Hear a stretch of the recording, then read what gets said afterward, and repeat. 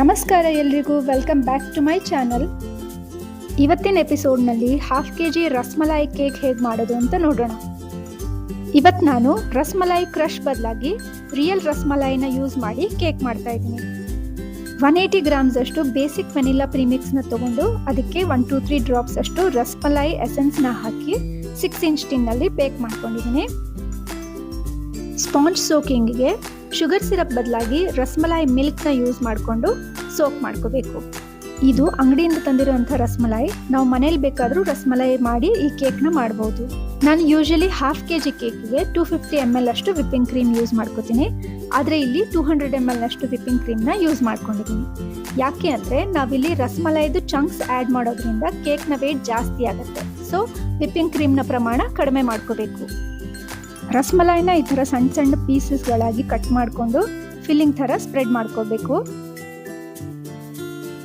ಈ ಕೇಕ್ ಬಂದು March ಮಂತಿಂದು almost 1 ತಿಂಗಳೇ ಆಗೋಗಿದೆ. ಇದನ್ನು ಎಡಿಟ್ ಮಾಡಿ ವಾಯ್ಸ್ ಓವರ್ ಮಾಡಿ ಪೋಸ್ಟ್ ಮಾಡೋ ಅಷ್ಟರಲ್ಲಿ ಇಷ್ಟು ದಿನ ಕಳೆದೋಗಿದೆ. ಈಗ ಇದನ್ನು ಎಕ್ಸ್ಟ್ರಾ ನಟಿ ಫ್ಲೇವರ್ ಬರೋದಕ್ಕೆ ನಾನಿಲ್ಲಿ ಬಾದಾಮಿನ ತುರಿದ್ಬಿಟ್ಟು ಹಾಕ್ತಾ ಇದ್ದೀನಿ. ನೀವು ಬೇಕಾದರೆ ಗೋಡಂಬಿ ಹಾಗೂ ಪಿಸ್ತಾನ ಕೂಡ ಈ ಥರ ಸಣ್ಣದಾಗಿ ಕ್ರಷ್ ಮಾಡಿಬಿಟ್ಟು ಹಾಕೊಳ್ಬೋದು. ಈ ಆರ್ಡರ್ ಬಂದಿದ್ದು ನನಗೆ ಅರ್ಜೆಂಟ್ ಅಂತಲೇ ಹೇಳ್ಬೋದು. ಕ್ಲೈಂಟ್ ನನಗೆ ಬೆಳಗ್ಗೆ ಸುಮಾರು 10 ಗಂಟೆಗೆ ಫೋನ್ ಮಾಡಿ ನನಗೆ ಮಧ್ಯಾಹ್ನ 12 ಗಂಟೆ ಅಷ್ಟರೊಳಗೆ 1/2 kg ರಸ್ಮಲಾಯಿ ಕೇಕ್ ಬೇಕು ಅಂತ ಕೇಳಿದ್ರು. ಕ್ಲೈಂಟ್ ಜೊತೆ ಫೋನಲ್ಲಿ ಮಾತಾಡ್ತಾ ನಾನು ಮೊದಲು ಮಾಡಿದ ಕೆಲಸ ಏನು ಅಂದರೆ ಡೀಪ್ ಫ್ರೀಸರಿಂದ ವಿಪ್ಪಿಂಗ್ ಕ್ರೀಮ್ನ ತೆಗೆದು ಆಚೆ ಇಟ್ಟೆ. ಹಾಗೆ ಬ್ಯಾಟರ್ ರೆಡಿ ಮಾಡಿಕೊಂಡು ಸ್ಪಾಂಜ್ನ ಕೂಡ ಬೇಕಾಗೋದಕ್ಕೆ ಇಟ್ಬಿಟ್ಟೆ. ಬ್ಯಾಟರ್ ರೆಡಿ ಮಾಡ್ಕೊಳ್ತಾನೆ ನಾನು ಝೆಪ್ಟೋನಲ್ಲಿ ರಸ್ಮಲಾಯಿನ ಆರ್ಡರ್ ಮಾಡಿದ್ದೆ. ಒಂದು ಬಾಕ್ಸ್ನಲ್ಲಿ 2 ಪೀಸ್ ರಸ್ಮಲಾಯಿ ಬರುತ್ತೆ. ನಾನಿಲ್ಲಿ 1/2 kg ಕೇಕ್ ಆಗಿರೋದ್ರಿಂದ 2 ಬಾಕ್ಸ್ ರಸ್ಮಲಾಯಿನ ಆರ್ಡರ್ ಮಾಡಿದ್ದೆ. ಅದು ಕೂಡ ನಾನು ಆರ್ಡರ್ ಮಾಡಿದ 10 ಮಿನಿಟ್ಸ್ನಲ್ಲೇ ಬಂದ್ಬಿಡ್ತು. ಅದನ್ನು ನಾನು ಫ್ರಿಜ್ನಲ್ಲಿ ಕೂಲ್ ಆಗೋದಕ್ಕಿಟ್ಟೆ. ಶುಗರ್ ಸಿರಪ್ ಅಥವಾ ಈ ಥರ ಕೋಲ್ಡ್ ಆಗಿರೋ ಮಿಲ್ಕ್ ನಾವು ಯೂಸ್ ಮಾಡೋದ್ರಿಂದ ಅರ್ಜೆಂಟ್ ಆರ್ಡರ್ಸ್ಗಳಲ್ಲಿ ನಾವು ಕೇಕ್ನ ಫ್ರಿಜ್ನಲ್ಲಿ ಸೆಟ್ ಆಗೋದಕ್ಕೆ ತುಂಬ ಹೊತ್ತು ಇಡೋಕ್ಕಾಗಲ್ಲ. ಆಗ ಇದು ಹೆಲ್ಪ್ ಮಾಡುತ್ತೆ. ಸ್ಪಾಂಜ್ ರೆಡಿ ಆಗೋದಕ್ಕೆ ಅಟ್ಲೀಸ್ಟ್ 30 ಮಿನಿಟ್ಸ್ ಆದರೂ ಬೇಕು. ಅಷ್ಟರೊಳಗೆ ನಾನು ವಿಪ್ಪಿಂಗ್ ಕ್ರೀಮ್ನ ಬೀಟ್ ಮಾಡಿಕೊಂಡು ಫ್ರಿಜ್ನಲ್ಲಿ ಇಟ್ಟೆ ಸೆಟ್ ಆಗೋಕ್ಕೆ. ಹಾಗೆ ರಸ್ಮಲಾಯಿನ ಸಣ್ಣ ಸಣ್ಣ ಪೀಸ್ಗಳಾಗಿ ಚಾಪ್ ಮಾಡಿಕೊಂಡು ಅದನ್ನು ರೆಡಿಯಾಗಿ ಇಟ್ಕೊಂಡೆ. ಅಷ್ಟರಲ್ಲಿ ಸ್ಪಾಂಜ್ ಕೂಡ ಬೇಕಾಗಿ ರೆಡಿಯಾಗಿತ್ತು. ಅದನ್ನು OTG ಇಂದ ಆಚೆ ತೆಗೆದು ಒಂದು 5 ಮಿನಿಟ್ಸ್ ಕೂಲ್ ಆಗೋದಕ್ಕೆ ಇಟ್ಬಿಟ್ಟು ಒಂದು ನೈಫ್ ತೊಗೊಂಡು ಸೈಡ್ಸ್ ಎಲ್ಲ ಸ್ಕ್ರೇಪ್ ಮಾಡಿ ಡಿಮೋಲ್ಡ್ ಮಾಡಿಬಿಟ್ಟು ಅದನ್ನು ಒಂದು ಪ್ಲೇಟ್ನಲ್ಲಿ ಹಾಕಿ ಡೀಪ್ ಫ್ರೀಸರ್ನಲ್ಲಿ ಸ್ವಲ್ಪ ಕೂಲ್ ಆಗಲಿ ಅಂತ ಇಟ್ಟೆ. ಸ್ಪಾಂಜ್ ಬಿಸಿ ಇರುವಾಗಲೇ ನಾವು ಅದನ್ನು ಲೇಯರ್ಸ್ ಕಟ್ ಮಾಡೋದಕ್ಕೆ ಹೋದರೆ ಅದು ಪೀಸಸ್ ಆಗಿ ಕಟ್ ಆಗಿಬಿಡುತ್ತೆ. ನಮಗೆ ನೀಟಾಗಿ ಲೇಯರ್ಸ್ ಬರೋಲ್ಲ. ಸೊ ಅದು ಚೆನ್ನಾಗಿ ಕೂಲ್ ಆದಮೇಲೆ ನಾವು ಲೇಯರ್ಸ್ನ ಕಟ್ ಮಾಡಿದಾಗ ನೀಟಾಗಿ ಬರುತ್ತೆ. ಸ್ಪಾಂಜ್ನ ಒಂದು 5 ಮಿನಿಟ್ಸ್ ಫ್ರೀಸರ್ನಲ್ಲಿ ಇಟ್ಟಿದ್ಮೇಲೆ ಆಚೆ ತೆಗೆದು ಲೇಯರ್ಸ್ನ ಕಟ್ ಮಾಡಿ ಈ ಥರ ಸ್ಟ್ಯಾಕ್ ಮಾಡ್ಕೊಳ್ತಾ ಇದ್ದೀನಿ.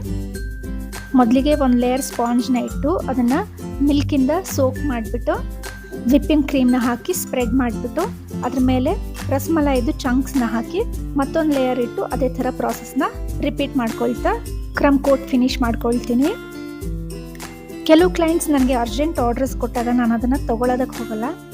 ಅದೇ ಥರ ಕೆಲವು ಕ್ಲೈಂಟ್ಸ್ ನನಗೆ ಕೇಳ್ತಾರೆ, ನೀವು ಯಾಕೆ ಮೊದಲೇ ಸ್ಪಾಂಜ್ ಎಲ್ಲ ರೆಡಿ ಮಾಡಿಬಿಟ್ಟು ಫ್ರೀಸರ್ನಲ್ಲಿ ಇಟ್ಬಿಡಿ, ಆಮೇಲೆ ಯಾವಾಗ ಆರ್ಡರ್ ಬರುತ್ತೆ ಅದನ್ನು ಮಾಡಿಕೊಡಿ ಅಂತ. ನಾನು ಹಾಗೆ ಮಾಡೋಕ್ಕೆ ಹೋಗಲ್ಲ. ಹಾಗೆ ಮಾಡೋದ್ರಿಂದ ಬೇಕ್ರಿಗಳಿಗೂ ಹೋಮ್ ಬೇಕರ್ಸ್ಗೂ ಡಿಫ್ರೆನ್ಸ್ ಎಲ್ಲಿರುತ್ತೆ. ಹೋಮ್ ಬೇಕರ್ಸ್ ಆದರೆ ಫ್ರೆಶ್ ಆಗಿ ಸ್ಪಾಂಜ್, ವಿಪ್ಪಿಂಗ್ ಕ್ರೀಮ್ ಹಾಗೂ ಅದರಲ್ಲಿ ಹಾಕುವಂಥ ಕಂಪೋಟ್ ಎಲ್ಲ ಫ್ರೆಶ್ ಆಗಿ ಮಾಡಿ ಕೊಡ್ಬೋದು. ಅದೇ ಬೇಕ್ರಿಗಳಲ್ಲಾದರೆ ಕೌಂಟರ್ನಲ್ಲಿ ಮಾಡಿಟ್ಟು ಎಷ್ಟು ದಿನ ಆಗಿರುತ್ತೋ ಏನಾಗಿರುತ್ತೋ ಗೊತ್ತಿಲ್ಲ. ಸೊ ಹೀಗೆ ಮಾಡೋದು ತಪ್ಪು ಅಂತ ನನಗನ್ಸುತ್ತೆ. ನಿಮ್ಗೇನು ಅನಿಸುತ್ತೆ ಅಂತ ಕಮೆಂಟ್ ಮಾಡಿ. ಕ್ರಮ್ ಕೋಟ್ ಎಲ್ಲ ಮುಗಿದ್ಮೇಲೆ ಒಂದು ವೆಟ್ ಕ್ಲಾತ್ ಅಥವಾ ಟಿಶ್ಯೂನ ತೊಗೊಂಡು ಬೋರ್ಡ್ ಮೇಲೆ ಆಗಿರೋಂಥ ಎಕ್ಸಸ್ ಕ್ರೀಮ್ನೆಲ್ಲ ತೆಗೆದುಬಿಡಬೇಕು. ಇಲ್ಲಾಂದರೆ ಅದು ಫ್ರಿಜ್ನಲ್ಲಿ ಇಟ್ಟಾದಮೇಲೆ ಅದು ಡ್ರೈ ಆಗಿಬಿಟ್ರೆ ಆಮೇಲೆ ಫೈನಲ್ ಫಿನಿಶಿಂಗ್ ಮಾಡುವಾಗ ಕ್ಲೀನ್ ಮಾಡೋದಕ್ಕೆ ಹೋದರೆ ಅದು ಬರಲ್ಲ. ಸೊ ಕ್ರಮ್ ಕೋಟ್ ಆದ ಕೂಡಲೇ ನಾವೊಂದು ವೆಟ್ ಕ್ಲಾತ್ ತೊಗೊಂಡು ಅದನ್ನು ಕ್ಲೀನ್ ಮಾಡೋದು ಒಳ್ಳೆಯದು. ಈ ಕೇಕ್ನ ಥೀಮ್ ಬಂದು ಪ್ರಪೋಸಲ್ ಆ್ಯನಿವರ್ಸರಿ ಕೇಕ್. ಹೌದು, ನನ್ನ ಕ್ಲೈಂಟ್ ಅವ್ರ ವೈಫಿಗೆ ಪ್ರಪೋಸ್ ಮಾಡಿ 1 ವರ್ಷ ಆಗಿದೆ. ಈ ದಿನಾನ ಸೆಲೆಬ್ರೇಟ್ ಮಾಡೋದಕ್ಕೋಸ್ಕರ ಅವರು ಪ್ರಪೋಸಲ್ ಆ್ಯನಿವರ್ಸರಿ ಕೇಕ್ನ ಮಾಡಿಸ್ಕೊಂಡ್ರು. ಈ ಡಿಸೈನ್ನ ರೆಫರೆನ್ಸ್ ಪಿಕ್ನ ನಾನು ಅವರಿಗೆ ಕಳಿಸಿದಾಗ ಅವ್ರು ಈ ಡಿಸೈನ್ನ ಇಷ್ಟಪಟ್ಟು ಇದೇ ಮಾಡಿ ಅಂತ ಕೇಳ್ಕೊಂಡ್ರು. ಸೊ ನಾನು ಅದಕ್ಕೆ ಫಾಂಡೆಂಟ್ನಲ್ಲಿ ಯಾವ್ಯಾವ ಎಲಿಮೆಂಟ್ಸ್ ಬೇಕು ಅಂತ ಇಲ್ಲಿ ಮಾಡಿ ತೋರಿಸ್ತಾ ಇದ್ದೀನಿ. ಮೊದಲಿಗೆ ನಾನಿಲ್ಲಿ ಒಂದು ವೈಟ್ ಫಾಂಡೆಂಟ್ನ ತೊಗೊಂಡು ಅದನ್ನು ಸಾಫ್ಟನ್ ಮಾಡಿಕೊಂಡು ಈ ಥರ ಸ್ಟ್ರಿಪ್ ಕಟ್ ಮಾಡ್ಕೊಂಡಿದ್ದೀನಿ. ಇದರಲ್ಲಿ ನಾನು ಡೇಟ್ನ ಮೆನ್ಷನ್ ಮಾಡ್ತೀನಿ. ಹಾಗೆ ಇನ್ನೊಂದು ಸ್ವಲ್ಪ ಫಾಂಡೆಂಟಲ್ಲಿ ನಾನು ಈ ಥರ ರೋಲ್ ಔಟ್ ಮಾಡಿಕೊಂಡು ಕುಕ್ಕಿ ಕಟ್ಟರಿಂದ ಈ ಥರ ಕಟ್ ಮಾಡ್ಕೊಳ್ತೀನಿ. ಈಗ ಇದ್ರ ಮೇಲೆ ಮೆನ್ಷನ್ ಮಾಡಬೇಕಾಗಿರೋಂಥ ಮೆಸೇಜ್ನ ನಾನಿಲ್ಲಿ ಅರೇಂಜ್ ಮಾಡಿಕೊಂಡು ಅದ್ರ ಮೇಲೆ ಎಂಬೋಸ್ ಮಾಡ್ಕೊಳ್ತೀನಿ. ನಾನು ಈ ವಿಡಿಯೋನಲ್ಲಿ ತೋರಿಸಿರುವಂಥ ಪ್ರಾಡಕ್ಟ್ಸ್ಗಳ ಲಿಂಕ್ನ ಡಿಸ್ಕ್ರಿಪ್ಷನ್ ಮೆನ್ಷನ್ ಮಾಡಿರ್ತೀನಿ. ಇಂಟ್ರೆಸ್ಟ್ ಇರೋರು ಒಂದ್ಸತಿ ಚೆಕ್ ಮಾಡ್ಕೊಳ್ಬೋದು. ಕೇಕ್ಸ್ನ ನಾನು ಎಷ್ಟು ಬೇಕಾದ್ರೂ ಚೆನ್ನಾಗಿ ಡೆಕೋರೇಟ್ ಮಾಡ್ತೀನಿ. ಆದರೆ ಅದ್ರ ಮೇಲೆ ಹೆಸರು ಬರೀಬೇಕು ಅಥವಾ ಏನಾದರೂ ಮೆಸೇಜ್ ಬರೀಬೇಕು ಅಂದರೆ ನನ್ನ ಕೈ ನಡಗತ್ತೆ. ಸೊ ಅದಕ್ಕೋಸ್ಕರ ನಾನು ಈ ಥರ ಎಂಬೋಸರ್ ಅಥವಾ ನೇಮ್ ಪ್ಲಾಕ್ಸ್ ಬರುತ್ತಲ್ಲ, ಆಲ್ಫಾಬೆಟ್ಸ್ ಆ ಥರ ಎಲ್ಲ ಬರುತ್ತಲ್ಲ, ಆಲ್ಫಾಬೆಟ್ ಕಟ್ಟರ್, ಅದನ್ನು ಯೂಸ್ ಮಾಡಿಕೊಂಡು ಈ ಥರ ಹೆಸರುಗಳನ್ನ ರೆಡಿ ಮಾಡ್ಕೊಳ್ತೀನಿ. ಇದರಿಂದ ಕೇಕ್ನ ಲುಕ್ ಕೂಡ ಎನ್ಹ್ಯಾನ್ಸ್ ಆಗುತ್ತೆ ಹಾಗೂ ನನ್ನ ಹ್ಯಾಂಡ್ ರೈಟಿಂಗಿಂದ ಕೇಕ್ನ ಲುಕ್ ಡ್ಯಾಮೇಜ್ ಕೂಡ ಆಗಲ್ಲ.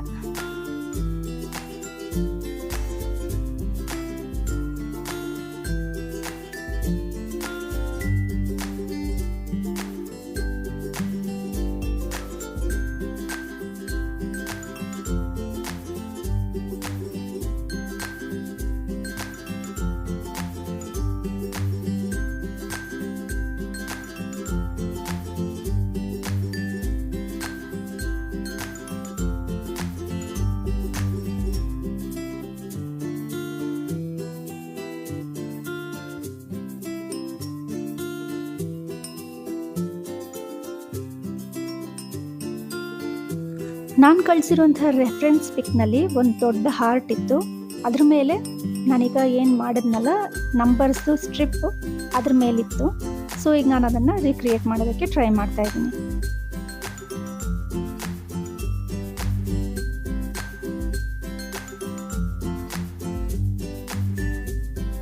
ನನ್ನ ಹತ್ರ ಫಾಂಡೆಂಟು ಒಂದು ಚಿಕ್ಕ ಹಾರ್ಟ್ ಇತ್ತು, ಅದನ್ನು ಅದ್ರ ಮೇಲೆ ಇಡ್ತಾ ಇದ್ದೀನಿ.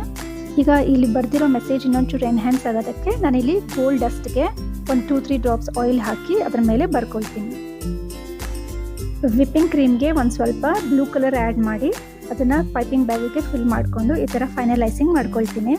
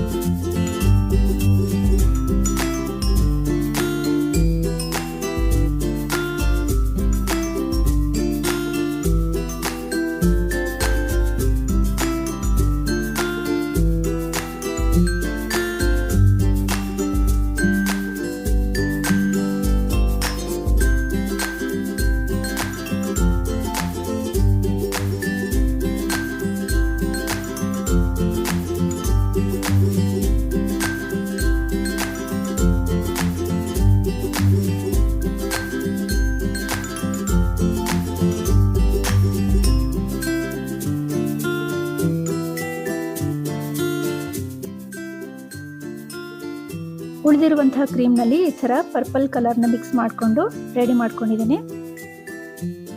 ಈಗ ಈ ಥರ ಒಂದು ಪ್ಯಾಲೆಟ್ ನೈಫ್ನ ತೊಗೊಂಡು ಸ್ವಲ್ಪ ಕ್ರೀಮ್ನ ಸ್ಕ್ರೇಪರ್ ಮೇಲೆ ಹೀಗೆ ಹಾಕ್ಬಿಟ್ಟು ಎರಡೂ ಕಡೆಯಿಂದ ನಾವು ಆ ಕ್ರೀಮ್ನ ನೀಟಾಗಿ ತೊಗೊಂಡು ಈ ಥರ ಎಳೆದರೆ ಈ ಡಿಸೈನ್ ಬರುತ್ತೆ. ನಾನು ಇದನ್ನು ಪೆಟಲ್ ಡಿಸೈನ್ ಅಂತ ಕರಿತೀನಿ. ಈ ಥರ ಡಿಫ್ರೆಂಟ್ ಸೈಜ್ನ ಪ್ಯಾಲೆಟ್ ನೈಫ್ ಸಿಗುತ್ತೆ. ಅದರಿಂದ ಇದೇ ಥರ ಸೇಮ್ ಮೆಥಡ್ನಲ್ಲಿ ನಾವು ಈ ಥರ ಬ್ಯೂಟಿಫುಲ್ ಆಗಿರೋವಂಥ ಪೆಟಲ್ ಡಿಸೈನ್ನ ಮಾಡ್ಕೊಳ್ಬೋದು. ಈ ಥರ ಪ್ಯಾಲೆಟ್ಸ್ ನಮ್ಮ ಹತ್ರ ಇಲ್ಲ ಅಂದರೂ ಪರವಾಗಿಲ್ಲ, ನಮ್ಮ ಹತ್ರ ಇರುವಂತಹ ಸ್ಪೂನ್ಸ್ ಯೂಸ್ ಮಾಡಿ ಕೂಡ ಈ ಡಿಸೈನ್ನ ಮಾಡ್ಬೋದು. ತುಂಬ ಚೆನ್ನಾಗಿ ಬರುತ್ತೆ. ಈ ಡಿಸೈನ್ನ ನಾನು ಪಿಂಟ್ರೆಸ್ಟಿಂದ ಇನ್ಸ್ಪೈರ್ ಆಗಿ ಮಾಡಿರೋದು. ಈ ಕೇಕ್ ಮಾಡೋ 2 ದಿನದ ಮುಂಚೆ ನಾನು ಇದೇ ಡಿಸೈನ್ನ ನನ್ನ ಬೇರೆ ಕ್ಲೈಂಟ್ಗೆ ಕೇಕ್ ಮಾಡಿದಾಗ ಯೂಸ್ ಮಾಡಿದ್ದೆ. ಆ ಫೋಟೋಸ್ನ ನಾನು ವಾಟ್ಸಪ್ ಸ್ಟೇಟಸ್ನಲ್ಲಿ ಹಾಕಿದ್ದೆ.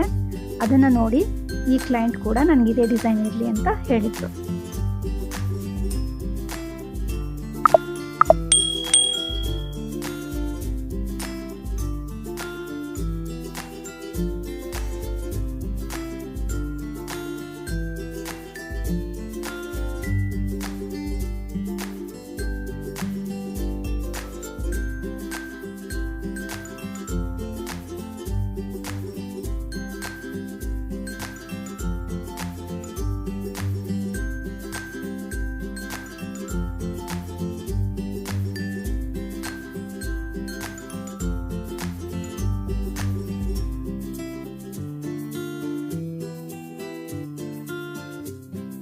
ಸೈಡ್ ವಾಲ್ಸ್ನಲ್ಲೂ ಕೂಡ ಇದೇ ಥರ ಡಿಸೈನ್ನ ಕಂಟಿನ್ಯೂ ಮಾಡ್ತಾ ಇದ್ದೀನಿ.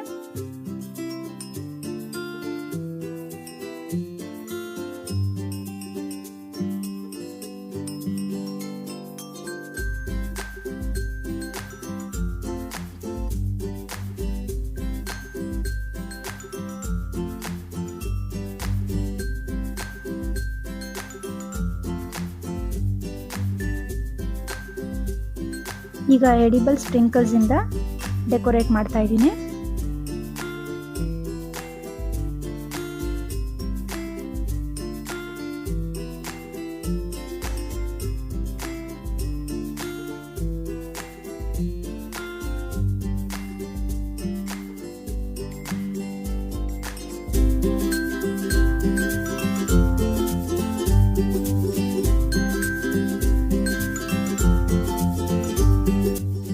ರೆಫರೆನ್ಸ್ ಪಿಕ್ನಲ್ಲಿ ಹಾರ್ಟ್ನ ಸ್ಟ್ಯಾಂಡಿಂಗ್ ಪೊಸಿಷನ್ ಇಟ್ಟಿದ್ರು, ಆದರೆ ಇಲ್ಲಿ ಕೇಕ್ ಸೆಟ್ ಆಗಿಲ್ಲದೆ ಇರೋ ಕಾರಣ ಅದು ನಿಲ್ತಾ ಇರಲಿಲ್ಲ. ಸೊ ಅದನ್ನ ಈಗ ಸ್ಲೀಪಿಂಗ್ ಪೊಸಿಷನಲ್ಲಿ ಇಟ್ಟಿದ್ದೀನಿ.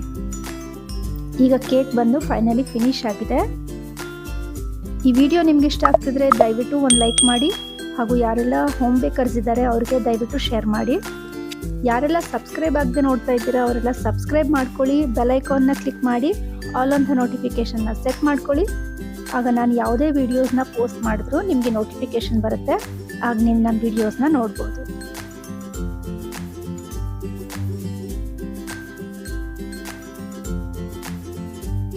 ಬೋರ್ಡ್ ವೆಯ್ಟ್ನ ಡಿಡಕ್ಟ್ ಮಾಡಿದ್ರೆ ಕೇಕ್ ವೆಯ್ಟ್ ಬಂದು 558 ಗ್ರಾಮ್ಸ್ ಇದೆ.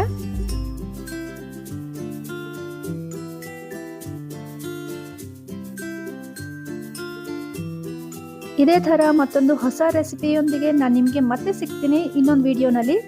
ಅಲ್ಲಿ ತನಕ ಥ್ಯಾಂಕ್ಸ್ ಫಾರ್ ವಾಚಿಂಗ್. ಜೈ ಶ್ರೀರಾಮ್.